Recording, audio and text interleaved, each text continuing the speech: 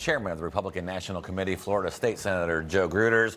Good morning to you, Mr. Chairman. So according to the tracking of government jets, 4 C-17s now on the move in support of an unannounced vice presidential trip. This comes right after the president says we could be days away from signing a deal with Iran. The vice president would be the one doing it. The war has put kind of Republicans in sort of a tough spot. How much do you think a deal needs to get signed in order to give the party a boost before November?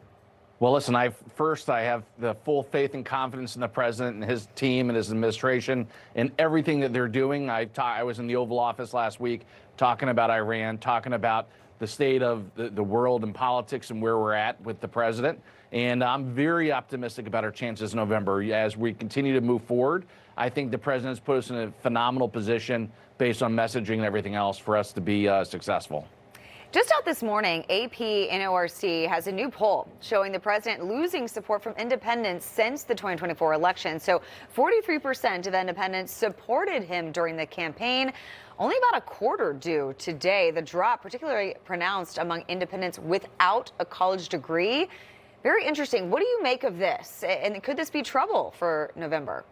No, I don't necessarily believe any of those polls. I believe an election day is what really matters. You know, if I believe the polls, we would have lost every single race. This is the president who's gone to bat for the average American worker since he's been elected. Look at the record-setting investments. Look at the no tax on tips overtime in Social Security. He's going to bat every single day. When Washington elitists turn their backs on the American worker, this president has gone to bat for him. And I think that as we do things like the midterm convention and explain to the American people all these wonderful things that the president has done, and you show the contrast between having somebody that believes in law and order, believes in shutting down the borders, versus the free-for-all and the liberal left-wing fanatics that they've nominated to represent their party, from Platner in Maine to potentially El Sayed and Talarico in Texas. These guys have given us an incredible gift. We have incredibly strong candidates, and I think that like I said, I think we're moving forward. I'm very, very excited about the upcoming elections. Yeah, you mentioned it, Graham Platner, and on Wednesday, I said June 9th, 2026, the day the Democrat Party became the party of communists and Nazis. This is a huge problem, but it doesn't seem like Democrats even realize they have a problem. Some are making excuses for it. Take a listen. I do think character matters, but Graham has been pretty open that he served 2 tours of duty. He had post-traumatic stress disorder. This is a guy who has served this country, who has gone through some really tough things in his life, has made some big mistakes, has been open about those mistakes, and it's going to be a decision for the voters of Maine. I mean, this comes, Mr. Chairman, as the Nazi tattoo story just gets worse. Another alleged ex-girlfriend claims that he cheated on his fiance with her. He said the tattoo served as a reminder that the U.S. was the evil bad guy. Do you think they're really going to keep this guy on the ballot?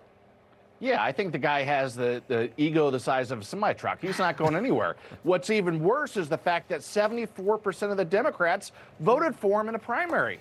I mean, where have the Democrat Party gone? But this is where Mondami, this is where AOC, they've taken their party so far to the left, away from the mainstream, away from common sense and reasonableness. That's what gives us a chance, because we're the party of, like I said, go back to the average American worker. We're the party of reasonableness and common sense. We're going to make things happen. The decline is a choice.